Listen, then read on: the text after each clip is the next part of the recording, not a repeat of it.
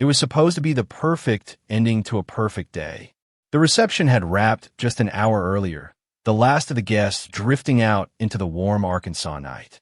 In the honeymoon suite at the Magnolia Grand Hotel, the air smelled faintly of champagne and white roses. Matthew Crowder closed the door behind him, his heart pounding, not from nerves, but from the certainty that tonight would be the moment he had been waiting for since the day he met Emily Taylor. They had done everything right. No sex before marriage. No overnights. No testing boundaries. Emily had been firm about it from the start, telling Matthew she wanted their first time to be God's gift on their wedding night. It was one of the things he admired about her. In a world where most people blurred the lines, she had drawn hers in stone. He respected that, cherished it. Emily was sitting on the edge of the bed, still in her lace gown, the layers spilling like cream over the carpet.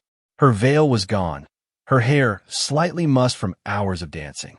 She looked up at him with a shy smile, the same smile she'd given him in church pews, on quiet Sunday walks, and across candlelit dinners where their hands had stayed folded politely in their laps. Matthew stepped toward her, undoing the top button of his shirt, feeling the anticipation tighten in his chest. She didn't move away, didn't avert her eyes the way she sometimes did when things got too close. This time, she seemed ready. He knelt down, his hands brushing against the intricate buttons on the back of her gown. One by one, he undid them, the fabric loosening under his touch. She was breathing faster now, her eyes darting toward the wall, but he thought it was nerves. That sweet, innocent shyness. When the last button gave, he slid the gown from her shoulders, the lace whispering against her skin. And then, Matthew froze. His eyes widened, his breath catching in his throat. For a split second, his mind couldn't make sense of what he was seeing. Where he expected intimacy, there was nothing. Just a smooth, unbroken stretch of skin, pale in the golden lamplight. No opening. No trace of what every woman's body should have. Emily. His voice cracked, the word barely escaping his lips. She flinched as though struck, her hands instinctively clutching the gown back to her body. Please, please, don't be angry. But the shock had already settled in his bones, cold and heavy. He stumbled backward, staring at her like she was someone he'd never met before. The air in the room seemed to thicken, pressing in on them both. His heart was still pounding, but now for a very different reason. This wasn't shyness. This wasn't modesty. This was something else entirely. Something she had never told him. And in that moment, Matthew Crowder felt the first sharp sting of betrayal. Emily's eyes glistened under the low hotel light, her fingers twisting the edge of her gown like a lifeline. I was going to tell you, she whispered, her voice trembling. I tried so many times, Matthew, but try. His voice came out sharp, almost a laugh. You had 14 months. 14 months to say something. And you waited until now. I was afraid, she said, tears spilling down her cheeks. Every time I thought about it, I saw the look on your face, the way you'd walk away. I didn't want to lose you. I've lost everyone else. Her words should have softened him, but they didn't. Not tonight. Not after the months of waiting, the wedding vows, the money spent, the public declaration before God and their families. He felt heat climbing up the back of his neck, his mind buzzing with one thought. She lied. What is this? He demanded, gesturing toward her, toward the absence his brain still refused to process. It's called Mayer-Rokitansky-Kusterhauser syndrome, she said quickly, like she'd rehearsed it. I was born without a vaginal canal or uterus. But I'm still a woman, Matthew. I'm still me. Her voice cracked on the last word, but it barely reached him. Matthew's chest rose and fell in heavy bursts. You're still you? You've been telling me you wanted to save yourself for marriage, but there was never anything to save. That's not fair, she pleaded, reaching for him. I didn't choose this. I've lived my whole life hiding it. I thought maybe, once we were married, we could. He jerked his arm away before she could touch him. The room seemed smaller now, the soft hum of the air conditioner replaced by the pounding in his ears. Images from the past year began flashing in his mind. Times she'd pulled away from his kiss, nights she'd insisted on going home early, the tension in her body whenever his hand drifted too low. He'd thought it was piety. Now it felt like deceit. You stood up there today in front of God and promised me a marriage, he said, his voice shaking, and you knew this was something I could never have. Emily was crying harder now, her words tumbling out in gasps. We could still have a marriage. There are surgery's options. Matthew, please, I love you. The word love landed like a spark in a room soaked with gasoline. His love for her had been built on trust, on faith in who he thought she was.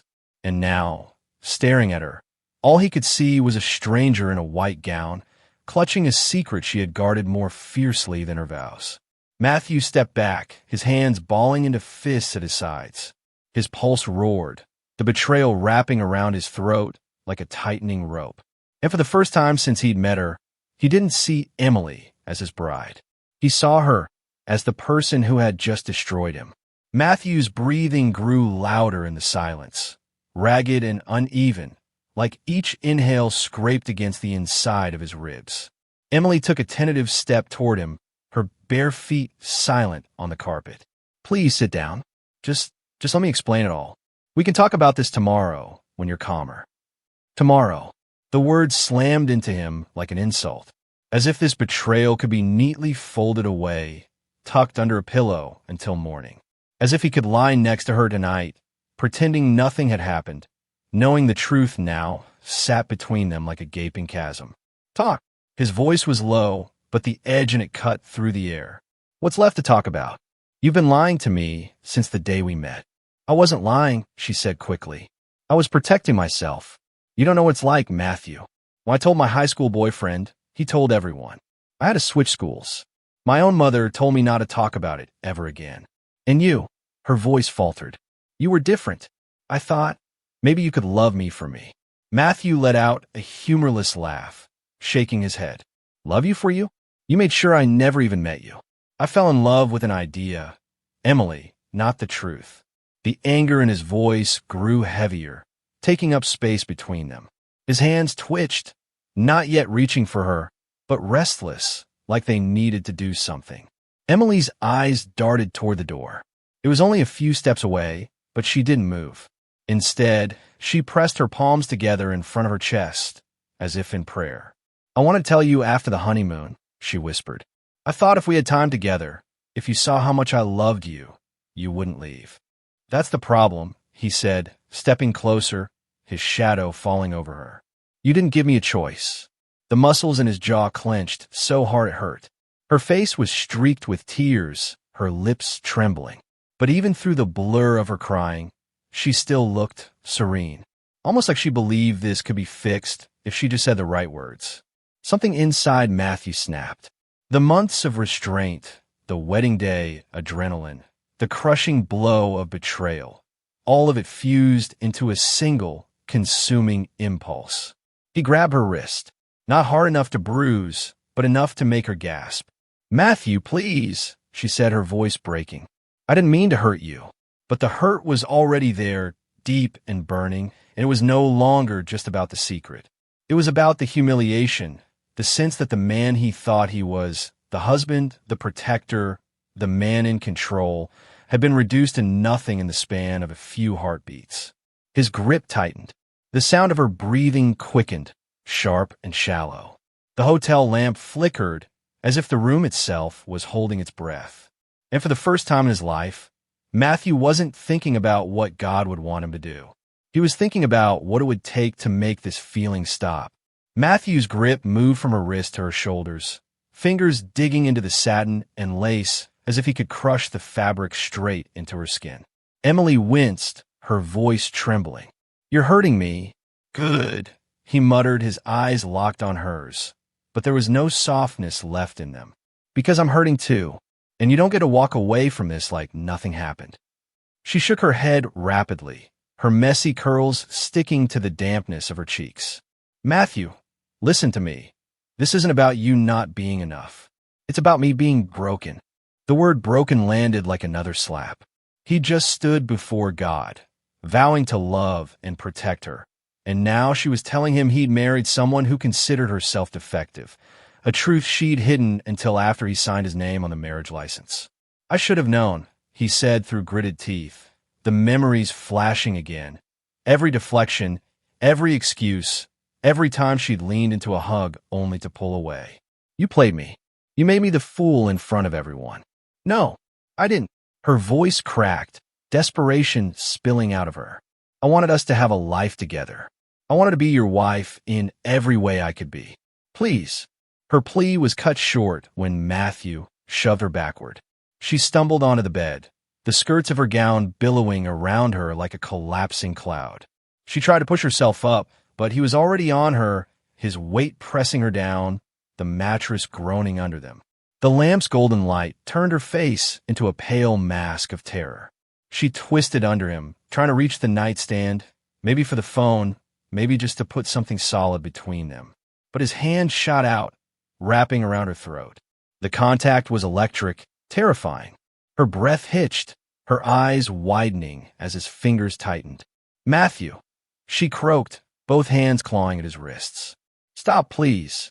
The sound of her voice, once the thing that could calm him after the worst of days, now only fueled the storm inside him. Her begging wasn't softening him. It was confirming that he was the one in control now. For the first time since that moment of discovery, he felt a grim, twisted certainty. She couldn't lie anymore. Her legs kicked weakly beneath the layers of white. The silky lace twisted under his knees. The pulse beneath his fingers fluttered, fast and frantic, then faltered. Somewhere far away, muffled by the roar in his ears, he thought he heard a thud. Maybe her heel knocking against the headboard. Or maybe it was something else, something final. But he didn't loosen his grip. Not yet. Her movements grew weaker, the frantic clawing at his wrists turning into small, unfocused taps. Matthew's hands were slick with sweat, the pounding in his ears drowning out everything. Her shallow gasps, the creak of the mattress, even the soft rip of lace under his knees. Then, suddenly she went still. Her eyes, wide and glassy, stared past him toward the ceiling, unblinking. The faint warmth of her breath on his knuckles vanished. Matthew froze, his fingers still curled around her neck as if afraid to let go, afraid of what would happen if he did. The room felt wrong now, too quiet, too heavy. Even the low hum of the air conditioner seemed to have faded into nothing. He released her slowly, his hands hovering in the air before dropping to his sides. Emily's head lolled to one side, her dark curls spilling over the pillow like a shadow. The lace of her gown, once pristine, was wrinkled and bunched beneath her. Matthew staggered back, pressing the heels of his hands into his eyes as if he could block out the image. But it was there, burned into his mind, the way her lips parted slightly, as though she was about to speak but never would. He told himself he hadn't meant for it to go this far. He just wanted to shake the truth out of her, to make her understand what she'd done. But now, the truth was irrelevant. There was only this, his bride on their wedding night, lying still beneath the dim hotel light. A cold draft from the air vent brushed the sweat on his skin, making him shiver. He glanced at the clock on the nightstand. 11:42 p.m., barely 2 hours since they'd left the reception. 2 hours since they'd been smiling for photographs, surrounded by friends and family who thought they were witnessing the start of a lifetime. He stepped toward the bed again, staring at her chest, hoping, praying, to see it rise just once more. It didn't. And in that suffocating silence, a single, chilling thought slid into his mind. There's no way to undo this. Matthew backed away from the bed until his shoulders hit the wall. His breath came in sharp bursts, each one louder in the silence than the last. For a moment, he just stood there, staring at her, half expecting her to suddenly gasp for air, to sit up, to tell him this was all some nightmare he could wake from. But Emily didn't move. The stillness in her body wasn't sleep. It was final. His eyes darted around the room. The overturned champagne flute on the nightstand. The bunched veil on the floor. The ripped seam in her gown. All of it looked wrong, like pieces of a crime scene. His crime scene. Think, Matt, think, he muttered under his breath, his hands pressing against his temples. He could call 911. Say she collapsed. Say it was sudden. But the marks on her neck would tell a different story, and he knew it. He crossed to the window and yanked the curtains shut, plunging the room into a dim half-light. His reflection in the glass startled him. Eyes bloodshot, shirt collar askew, a smear of makeup from her cheek on his cuff. He looked like someone he didn't recognize. Someone dangerous. The phone sat on the nightstand, inches from her limp hand. He picked it up, thumb hovering over the keypad. His mind raced through the possibilities. If he called, the police would come. They'd ask questions. He'd be in cuffs before sunrise. If he didn't call, the hours would pass, and the body in the bed would only grow colder. The thought made bile rise in his throat. He set the phone back down and stepped closer to her. Her skin already felt different, cooler. He swallowed hard, trying to push down the rising panic. He thought about dragging her into the bathroom, about running the shower to make it look like she'd slipped. He thought about lifting her into the hotel hallway and banging on doors for help. But every scenario ended the same way, with him explaining those bruises on her neck. A muffled bass thump from somewhere in the hotel drifted through the walls. Another wedding party. Maybe. Laughter floated up from the street below. The world outside was still moving, still celebrating. Inside this room, his life had just stopped. Matthew sank onto the edge of the bed, staring at her face. Even in death, she looked almost peaceful, like she was finally free of the weight she'd been carrying. The thought twisted in his gut, because now that weight was his. The phone was still within reach. One call could set the rest of his life in motion, for better or worse. His fingers curled around it. Matthew's thumb hovered over the numbers, the glowing screen casting a pale light over his knuckles. He could feel his pulse in his fingertips, each beat screaming at him to do something. Call, run, hide, anything but this paralyzing stillness. His breathing slowed, not from calm, but from the strange, cold clarity that sometimes comes right after crossing a line you can't uncross. If he called, the truth would come out. Her condition, the fight, the marks on her neck. Every headline would paint him as a monster. Arkansas carpenter murders bride on wedding night. His mother would see it. His pastor. The men from the shop. He set the phone back down with deliberate care, as though it were a weapon that might go off in his hands. Instead, he stood and walked to the bathroom. The overhead light was harsh, unforgiving, showing the smear of sweat and foundation on his collar. He stripped off his shirt, staring at the faint pink lines on his wrists where she'd clawed at him. Proof. He turned the tap on, letting cold water run over his skin until his hands went numb. In the mirror, his reflection looked steadier than he felt. But his eyes, they were different now. Not the warm, easy eyes Emily used to make blush. They were harder, guarded. He stepped back into the bedroom. The air felt heavier, thicker. He grabbed the veil from the floor, folding it neatly like it was just another piece of laundry. Then he slid the champagne flute into the bathroom sink, out of sight. Small things, but each one felt like sanding down an edge, dulling the shape of what had happened here. Matthew sat on the arm of the chair in the corner, staring at her from across the room. He tried to picture tomorrow, walking downstairs, checking out like nothing happened, leaving the hotel behind. But the thought of leaving her here, alone in that bed, made his stomach turn. A knock rattled the door. 3 quick taps, muffled by the thick wood. Evening, Mr. Crowder. Just checking if you two need anything. A man's voice called. Room service, maybe? Matthew's heart slammed against his ribs. He swallowed hard and forced his voice steady. No, we're fine. Thank you. Silence. Then footsteps fading down the hallway. He sat there for a long time after that, the knock still echoing in his ears. It was a reminder. The world was right outside this door. But if he opened it now, he'd never be able to close it again. Matthew stayed in that chair until the ticking of the wall clock began to feel like a hammer inside his skull. Each second was a reminder. The longer he waited, the fewer choices he had left. He stood, pacing between the bed and the door, running his hands over his hair until it stood in damp tufts. His eyes kept returning to her. Emily, still lying where she'd fallen back against the pillow.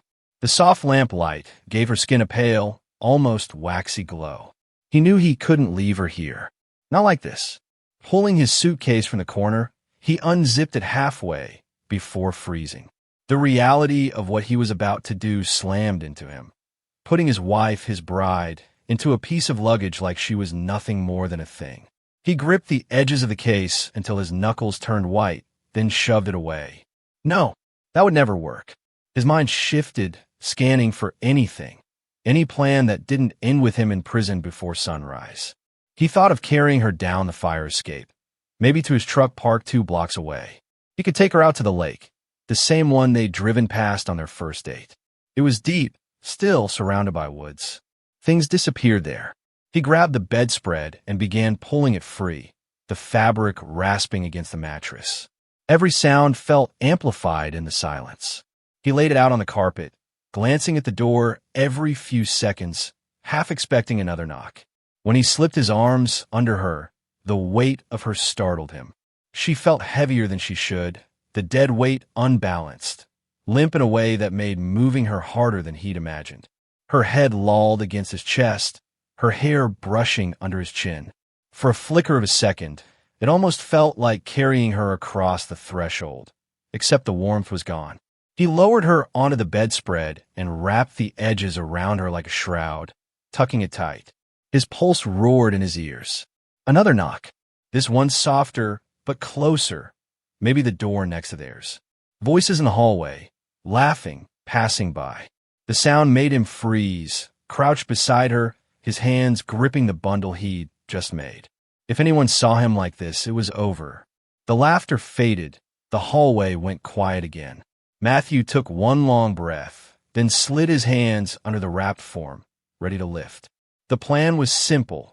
Get her to the truck, get on the road, and disappear before anyone realized the bride was missing. But as he stood there with her in his arms, something shifted deep in his gut, a cold, crawling doubt. Because no matter how far he drove, no matter how well he hid her, the truth would still be sitting right here, in this room, waiting for someone to find it. Matthew edged toward the door, every muscle in his body tight from the effort of moving slowly. The bundle in his arms seemed to grow heavier with each step, his forearms aching as he adjusted his grip. He pressed his ear to the door. Silence. No voices. No footsteps.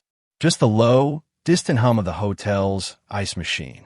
He slid the deadbolt, wincing at the faint click, then cracked the door open. The hallway was dim, lit only by a row of wall sconces casting weak pools of yellow light. A patterned carpet muffled his footsteps as he stepped out, pulling the door shut behind him. His truck keys dug into his palm. He'd parked in the side lot, the one furthest from the lobby. All he had to do was make it to the service stairwell at the end of the hall, go down 3 flights, and slip out the side exit. He kept his head down, moving quickly but not running. The weight in his arms shifted with every step, and he adjusted his hold, trying to keep her face hidden beneath the folds of the bedspread. Halfway down the hall, a door opened. Matthew's stomach clenched. A man in a wrinkled suit stepped out, still fumbling with his tie. His eyes flicked toward Matthew, then lingered.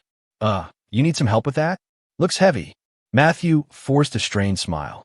"Nah, just wife overdid it on champagne. Trying to get her some air." The man's eyebrows lifted in mild amusement. Honeymoon suite, huh?"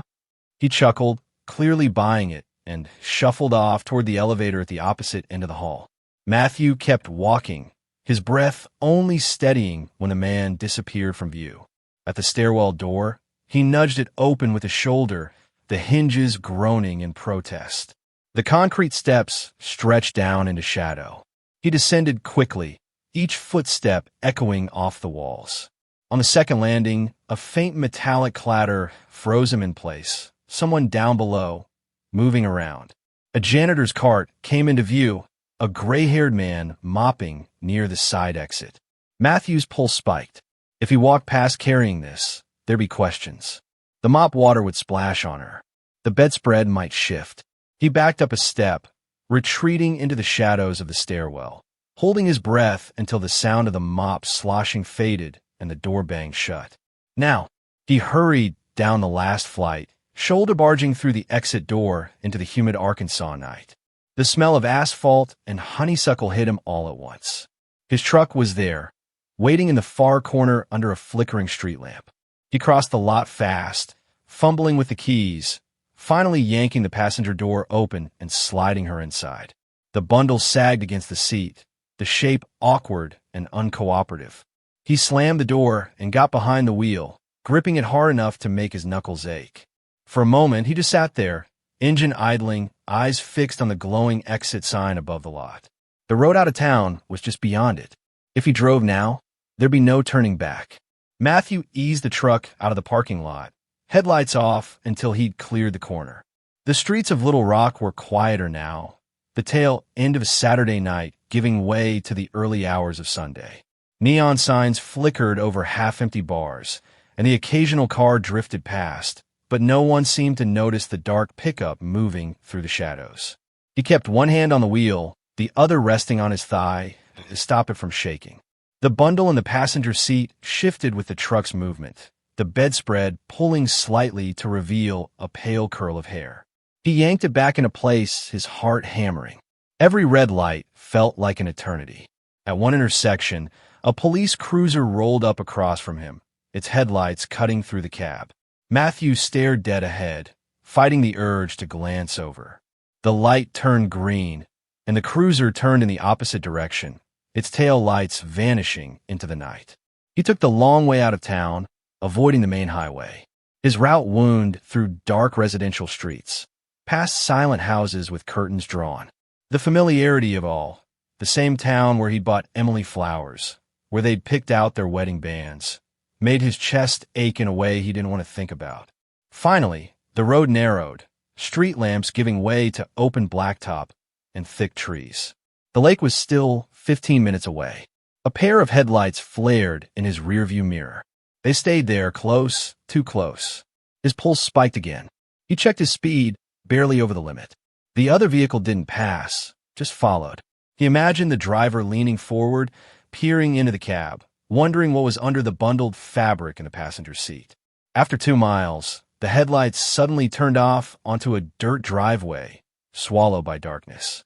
Matthew exhaled, realizing only then that he'd been holding his breath. The lake came into view as the road curved, a wide, still sheet of black water under a thin slice of moon. He pulled off onto the gravel shoulder, the crunch of the tires echoing in the empty night. He killed the engine. The sudden silence was deafening. No hum of tires, no distant traffic, just a faint buzz of insects in the brush. Matthew sat there, hands gripping the wheel, staring out at the water. He'd been here as a boy, fishing with his father. Back then, the lake had seemed peaceful, a place where nothing bad could happen. Now it looked like an open grave. His gaze drifted to the passenger seat. The bundle was still, almost shapeless now. For the first time, he felt the full weight of what he'd done, not just in his arms earlier, but in his life. This wasn't just a secret to hide. It was a future he destroyed. He reached for the door handle, gravel crunching under his boots as he stepped out. The cool night air brushed against his face, smelling faintly of water and pine. One more step, he told himself. Just one more step, and this could all be over. Matthew rounded the truck, each step toward the passenger door heavier than the last. He opened it slowly, careful not to let the hinges squeal, and slipped his arms under the bundle. Even through the layers of fabric, the chill of her skin seeped into him. The weight felt different now, less like a body, more like a burden he would never set down. The gravel crunched under his boots as he carried her toward the lake's edge. The moonlight caught on the surface of the water, turning it into a sheet of black glass. Out in the middle, the reflection of a lone pine shivered with the faintest ripple. He stopped a few feet from the shoreline, his breathing loud in his ears. The air here smelled sharper, tinged with the mineral bite of whetstone. The hem of the bedspread brushed the water, soaking dark. For a moment, he just stood there, staring at her face beneath the folds. A few strands of hair had slipped free, clinging damp to her cheek. She didn't look angry or afraid now, just absent. And that, somehow, was worse. Matthew swallowed hard and crouched, lowering her onto the rocks. He pulled the bedspread tighter around her, knotting at the top. The motion was mechanical, his hands moving without his mind. He'd planned to push her in and turn away. Just let the lake take her. But as he looked out across the water, he realized how exposed this spot was. A fisherman could come by at dawn. A patrol boat might cross paths. If they found her, they'd find him. His eyes scanned the shoreline until they landed on a small aluminum rowboat pulled halfway onto the sand. It was chained to a post, but the lock hung open. Within minutes, he was shoving the boat into the shallows, the aluminum scraping against stone. He lifted her again, her weight shifting awkwardly in his arms, and laid her in the center of the boat. The sound of her settling into the metal hull made his stomach twist. Matthew pushed off, the oars dipping into the black water. Each stroke carried him further from shore, the lights of the road shrinking behind him. The lake was calm, too calm, the silence pressing against him from all sides. When he reached the center, he stopped rowing. The moon hung directly overhead now, silvering the edges of the bedspread. He stood, gripping the knots one last time. His throat felt tight, his chest burning, not from the work, but from the weight of what he was about to do. "Goodbye, Emily," he whispered, though his voice was nearly lost to the water. And with one sharp heave, he tipped her over the side. The splash was muted, the bedspread dragging her down almost immediately. The water closed over her in seconds, erasing the shape, the color, the last trace of her. Only a faint circle of ripples remained, spreading outward until the lake was still again. Matthew sat there in the rocking boat, staring at the spot until the cold in his hands crept up into his arms. The night swallowed the sound of his breathing, leaving him alone with the emptiness he'd created. Matthew rowed back to shore in silence, the oars dipping and rising with a slow, steady rhythm.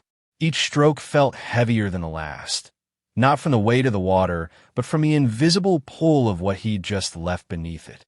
The moon had shifted higher, painting a faint trail of light across the lake, as if pointing to the exact spot where Emily had disappeared.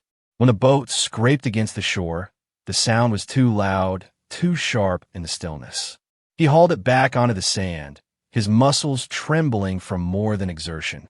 The chain clinked as he reattached it, careful to leave it exactly as he'd found it. Back at the truck, the passenger seat was empty now, the bedspread gone. He caught himself glancing at it twice before remembering. No, she wasn't there anymore. She was out there, in the black water, sinking into the silt. The drive back toward town was quiet. Too quiet. Even the insects seemed to have gone silent. He kept expecting to see headlights flare in his rearview mirror, a siren splitting the night. But the road stayed empty, the only sound the low growl of his engine. When he reached the city limits, his hands tightened on the steering wheel.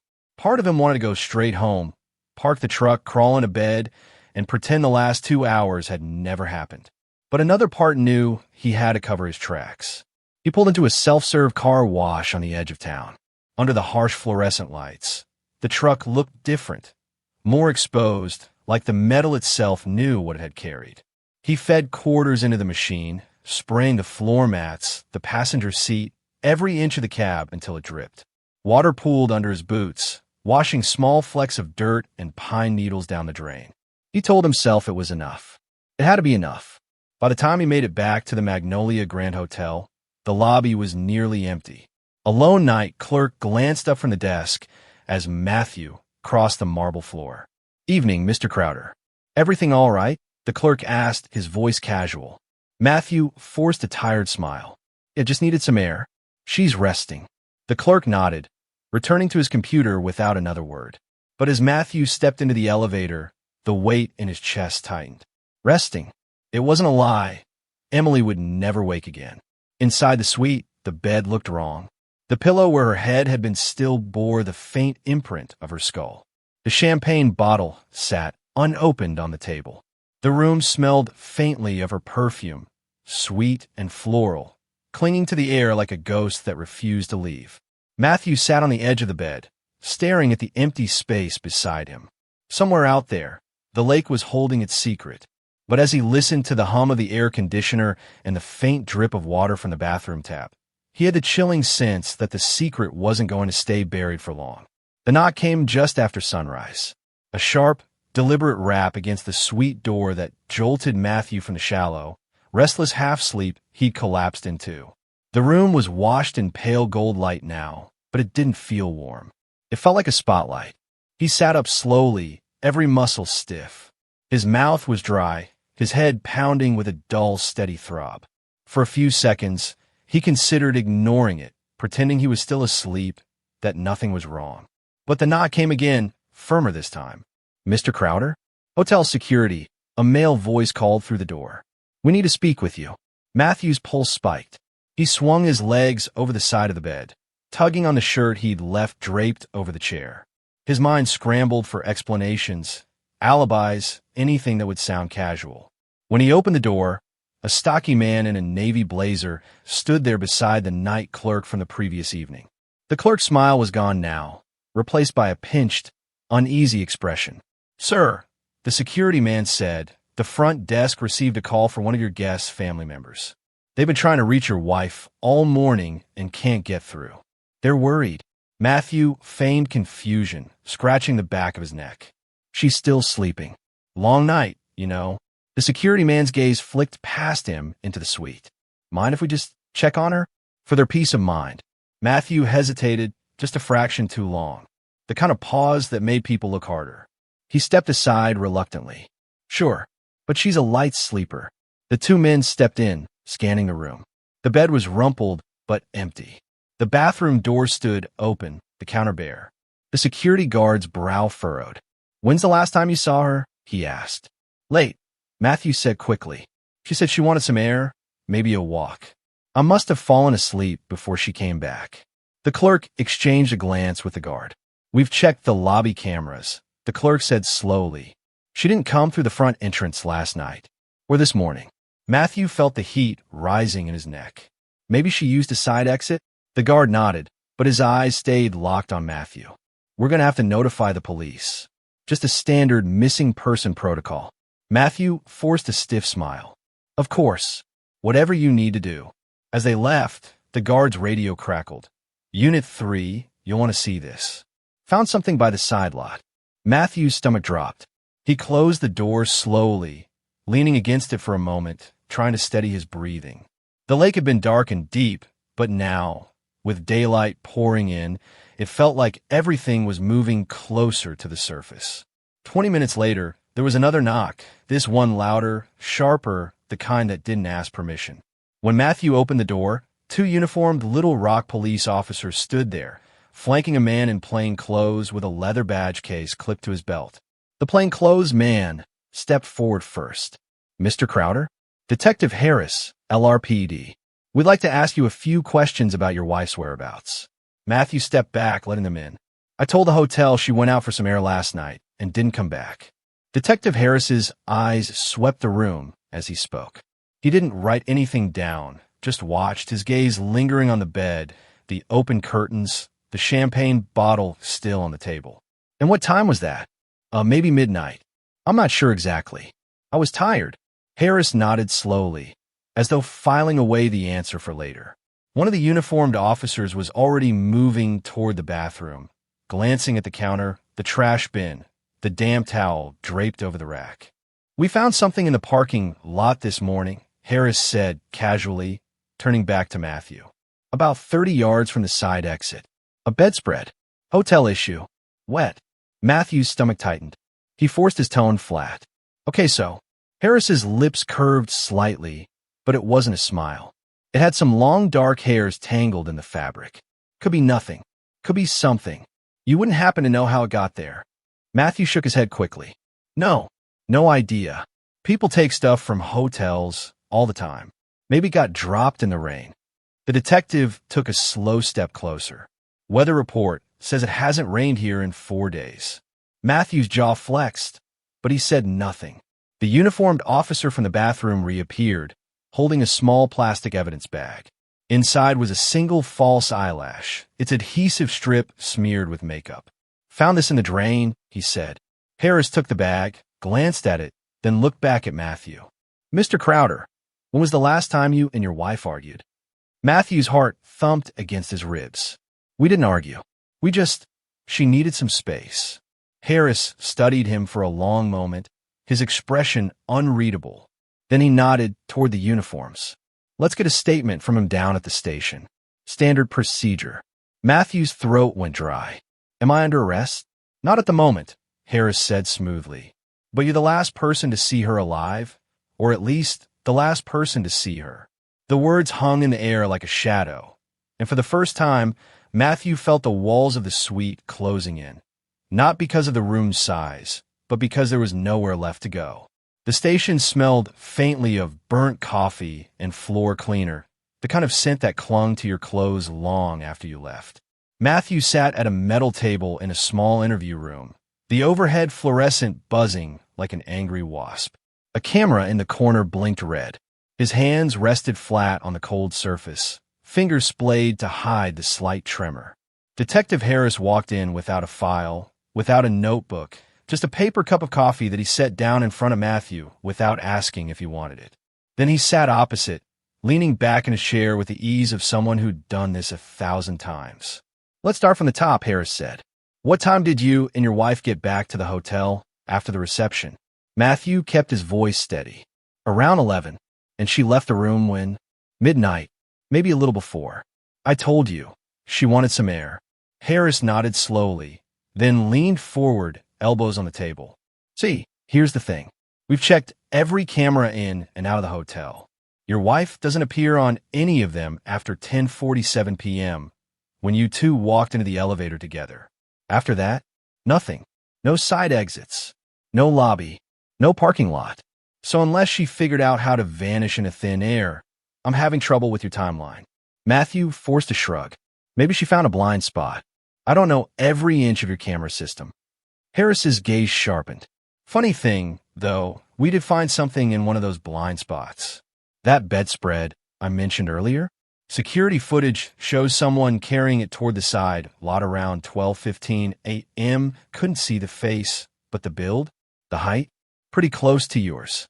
Matthew felt his jaw tighten. "That's circumstantial." "Sure," Harris said with a thin smile. "So, is the tire tread we're matching right now from the gravel lot by Lake Briarwood to your truck?" The words hit him like a slap. He tried to keep his expression neutral, but Harris saw it. Matthew knew he saw it. "Help me understand, Mr. Crowder," Harris continued, his tone deceptively calm. "Why would a man drive out to the lake alone on his wedding night? Why would he come back without his wife? And why would he lie about it?" Matthew leaned back, crossing his arms. "I didn't lie. I told you she left. That's all I know." Harris studied him for a long beat, then stood. "You've got a few hours before the lab calls me back with results. Use them wisely. Think about whether you want to be the grieving husband or the man we charge with murder." He walked out, leaving Matthew alone in the cold, humming room, the coffee still untouched in front of him. 2 hours later, the door swung open again. Detective Harris stepped in with a thin manila folder under his arm and a different expression, one Matthew couldn't quite read. It wasn't smug. It was heavier, like he was walking in with the weight of a decision already made. He set the folder on the table and flipped it open without sitting down. Inside were glossy photographs, still wet from the lab. Harris slid one toward Matthew. It was a close-up shot of a pale, sodden bundle, half submerged in dark water, the edges of a patterned bedspread clinging tight. A few strands of dark hair floated free. Matthew's chest tightened. "What is this?" Harris's eyes didn't waver. "A fisherman called it in an hour ago. Lake Briarwood. We were already dragging the area, but the bedspread surfaced before we got there. No body inside. But the knots? Matched exactly to the one on the bedspread missing from your hotel room." Matthew forced himself to look at the photo again, his face a mask. "That doesn't prove anything." "Maybe not on its own," Harris said, pulling out another photo. This one was of his truck tires, mud-caked, with a distinct pebble pattern. He slid another image beside it, showing a nearly identical tread mark taken from the gravel shoulder by the lake. "But when we line it up with the tread we found at the scene, it's a match, and I've got a forensics tech willing to swear to it in court." Matthew stared at the pictures, the hum of the overhead light suddenly deafening. Harris leaned forward, resting his hands flat on the table. "We also pulled fibers from the bedspread and from the passenger seat of your truck. Same weave, same dye batch. You want to tell me how that happened if you never left the hotel?" Matthew's mouth went dry. "You're twisting this. You're making it fit your story." Harris's voice dropped, low and deliberate. No, Mr. Crowder. The evidence is writing its own story. I'm just reading it. He closed the folder and tapped it once with his fingertips. This is your last window to talk to me before the DA sees all this. Once that happens, I don't get to offer you any deals. And believe me, life without parole is the best you could hope for. Matthew felt his pulse thundering in his ears. The bedspread, the tread marks, the fibers, all the careful steps he'd taken last night suddenly felt like they'd been for nothing. Harris didn't move, just waited, the silence stretching until it felt like the walls were pressing in. So, Matthew, is there anything you want to tell me about your wedding night? Matthew stared at the closed folder, his reflection faint in the glossy cover. For a long moment, he didn't speak. His hands were clasped in front of him, but his thumbs rubbed against each other, fast, restless, betraying the calm mask he was trying to hold. Harris leaned back, letting the silence do the work. He'd seen it before. The quiet wasn't empty, it was heavy. It made people feel it. Matthew's jaw flexed. You don't understand what it was like. You sit there with your coffee and your photos, but you weren't in that room. You didn't see her face when... He cut himself off, clamping his mouth shut. But Harris didn't miss it. His eyes sharpened, and he leaned forward just enough to close the gap between them. When what, Matthew? When she told you something? When you found out something? Matthew's gaze darted toward the corner of the room, toward the little black camera light blinking in the ceiling. It wasn't supposed to happen like that, he said finally, his voice rough. Harris kept his tone low, steady. Then tell me how it was supposed to happen. Help me understand why a man like you, no priors, respected in his community, ends up driving a bedspread to the middle of a lake on his wedding night. Matthew's throat worked as he swallowed. His mind flashed back, unbidden, the hotel lamp spilling warm light over the lace, the slow row of buttons under his fingers, and then nothing. Not the nothing of modesty, but a nothing that hit him in the gut like a brick. Her eyes, wide and wet, and the words that tumbled out about being born this way. I waited for that night, he said quietly, almost to himself. I did everything right. No touching, no crossing lines. I believed her when she said she wanted to save it. And then, there was nothing to save. The words hung in the air, heavy. Harris didn't move, didn't rush him. So you felt, what? Betrayed? Matthew gave a short, humorless laugh. Betrayed doesn't cover it. I felt like a fool. Like she'd been laughing at me for 14 months, just waiting to spring it on me when it was too late to walk away. The detective's voice stayed calm. And that's when you put your hands on her? Matthew's lips parted, but no words came. His fingers flexed against the table, knuckles whitening. The image of her eyes, as her breath faltered, flashed again, and for a split second he felt that same cold clarity from the night before, the moment he knew she wouldn't get up again. I didn't plan it, he muttered, eyes fixed on the tabletop. I just wanted her to understand what she'd done. Harris let the silence settle once more. This time, it wasn't heavy, it was damning. Harris leaned in, his forearms resting on the table, his voice dropping to something almost gentle. Matthew, you've already told me more than you think. You didn't plan it. You were hurt. You wanted her to understand. That's human. That's the part the jury might see. The man, not the monster. Matthew's eyes flicked up at that word. Monster, like it had stung him. Harris saw the crack widen. I'm not, Matthew started, but his voice caught. He swallowed hard. I'm not a monster.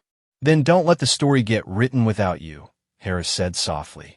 Right now, all I've got are pictures and fibers and a bedspread at the bottom of a lake. The prosecutor will make up the rest. You want them telling it, or do you want to tell it? Matthew's gaze wavered between Harris and the blinking red light in the corner. He knew every word was being recorded, but in that moment, the need to justify himself outweighed the instinct to shut up. I just snapped, he said, his voice breaking. I waited all this time, thinking I was marrying the woman God meant for me. And when I saw, his hands opened and closed on the table, like he was grasping for the memory. When I saw what wasn't there, it was like something ripped open inside me. I couldn't breathe. She kept talking, and it was like she was still lying even then. Harris didn't interrupt. I grabbed her, Matthew continued. I didn't mean to, at first. I just wanted her to stop talking. But then she fought me, and his voice dropped to a whisper. I didn't let go. The room went still. The hum of the light, the faint click of the camera, the sound of Harris's slow inhale, they all seemed magnified. So you put her in the bedspread, Harris prompted gently. Matthew nodded once, almost imperceptibly. I couldn't just leave her there. I thought if no one found her, no one would know. I drove to the lake. I thought it would take her. But the bedspread, he trailed off, shaking his head. Guess it didn't stay down. Harris leaned back, his tone still calm, but with a thread of finality. Thank you for telling me, Matthew. That's going to matter later. Matthew stared at him, hollow-eyed. What happens now? The detective closed the folder with a quiet snap. Now you're under arrest for the murder of Emily Crowder. The click of the cuffs was louder than Matthew expected, cold steel biting into his wrists. As Harris guided him to the door, the reality settled in. There would be no going back to the man he was before that night. By the time the booking process was over, the story had already broken. Somehow, before Matthew had even been placed in a holding cell, his mugshot, pale, hollow-eyed, still in his wrinkled wedding shirt, was splashed across local news sites. The headline was blunt, brutal. Arkansas groom arrested for murdering bride on wedding night. By mid-afternoon, national outlets had picked it up. Cable news anchors repeated the details with the same hushed, horrified tone they reserve for the worst crimes. How Emily Taylor Crowder, 28, had vanished just hours after saying her vows. How police recovered a hotel bedspread from Lake Briarwood tied in knots. How her husband, the last person to see her alive, had made statements to detectives. Social media lit up like a wildfire. On Facebook, locals from their small Arkansas town posted wedding photos from just a day earlier, the couple beaming under strings of fairy lights. The comment threads split into two camps. Those who swore Matthew must have snapped under some unimaginable betrayal, and those who said nothing could justify what he'd done. TikTok videos popped up with true crime enthusiasts pointing to his body language in the reception footage, slowing down moments where he looked away from Emily, speculating that something had been off, even before they left the venue. Cable networks booked anyone remotely connected to the couple. Emily's piano student's parents, a church acquaintance, a neighbor who once saw Matthew fixing his fence shirtless in the summer heat. They all had opinions, none of them tempered by facts. A leaked medical record from Magnolia Grant Hospital, where Emily had undergone a premarital health check, confirmed she had been born with Mayer-Rokitansky-Kusterhauser syndrome. The leak spread across social media within hours, turning the case from a murder investigation into a nationwide debate about privacy and honesty in marriage.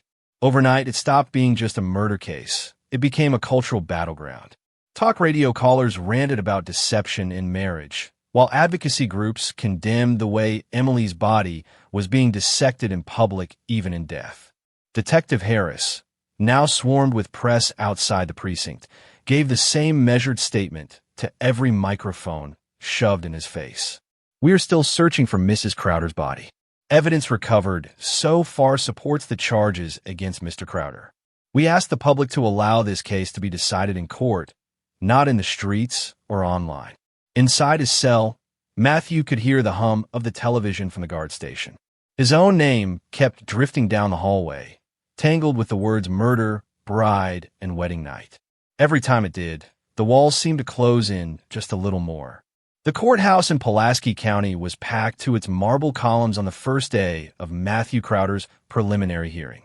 Reporters jostled for position outside, their cameras aimed at the heavy oak doors, while curious locals lined up early, hoping for a seat in the gallery. Inside, the air buzzed with a low hum of whispered conversations, the shuffle of papers, the click of cameras being positioned. At the front of the room, the prosecution's table sat neat and orderly, a stack of evidence folders aligned with military precision. Across the aisle, the defense table was bare save for a yellow legal pad and a styrofoam cup of water. When a bailiff called the court to order, Matthew was led in through the side door, shackles clinking. He wore a plain county-issue jumpsuit, his wedding ring still on his finger, glinting under the fluorescent lights. His eyes flicked briefly toward the gallery, where Emily's family sat in a tight, unmoving row. Her mother stared straight ahead, hands folded, her face carved into stone. The judge, a stern woman with steel-gray hair, invited the prosecution to begin. Assistant District Attorney Carla Mendoza rose, her heels clicking against the polished floor as she approached the jury box.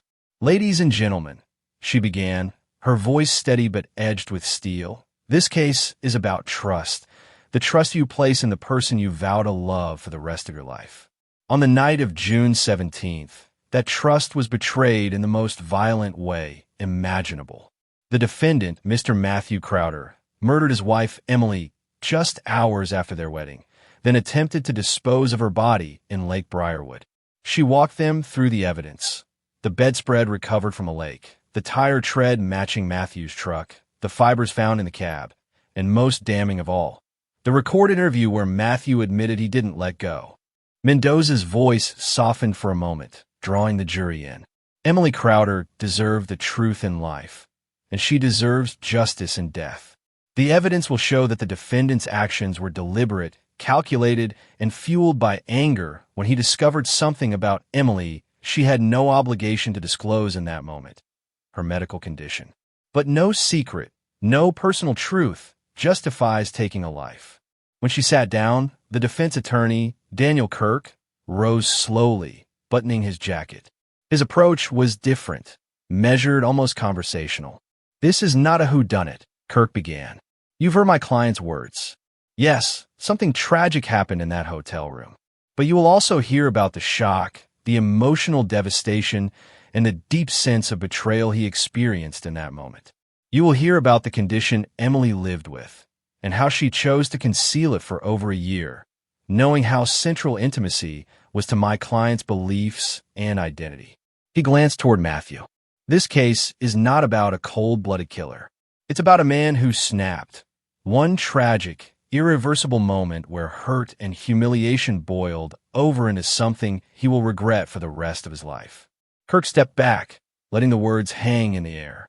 "By the end of this trial, I believe you will see Matthew Crowder not as the monster the prosecution paints, but as a man, flawed, human, and guilty of losing control, not of murder." The judge thanked both sides, then called the first witness, Detective Harris. As Harris took the stand, the eyes of the courtroom turned to him, waiting for the story to begin again, this time under oath.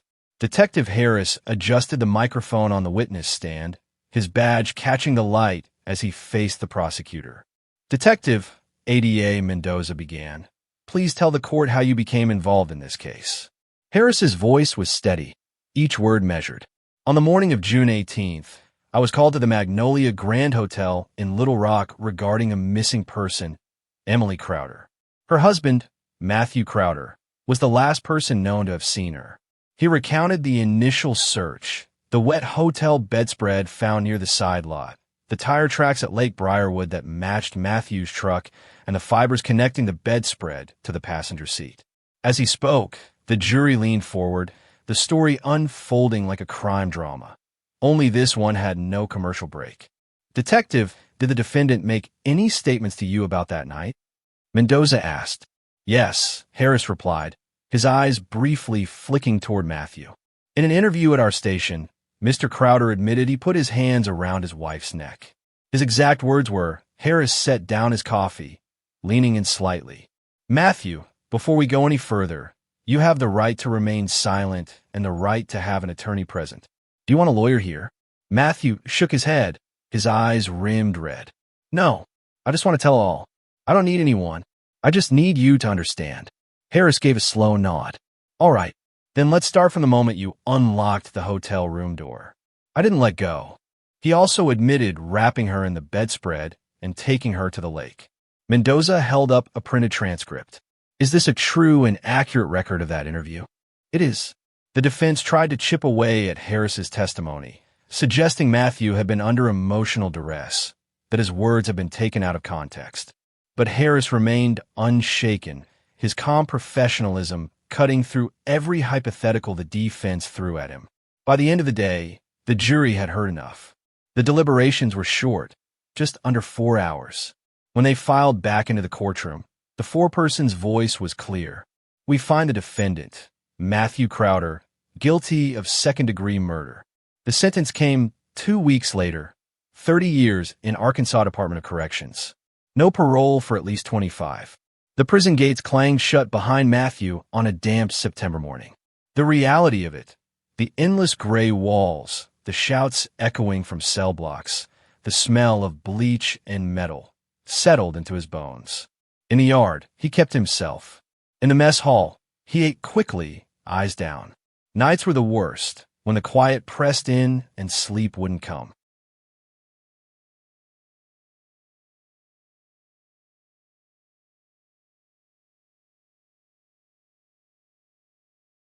Months passed, and in the slow grind of prison life, Matthew began replaying that night in his head. Not the shock of discovery, not the heat of anger, but the moment before. The moment when Emily, trembling, had tried to explain herself. The moment he could have chosen to listen. If he had, she'd still be alive. In the end, the truth wasn't complicated. He'd felt betrayed, humiliated, but nothing she had done deserved death. And maybe, just maybe, the deepest wound wasn't that she'd hidden the truth. It was that he'd believed their marriage could survive without it. From his narrow bunk, staring at the cracked ceiling, Matthew finally understood the one lesson that came too late to save either of them. In love, deception is poison, and the antidote is honesty. Without it, everything dies.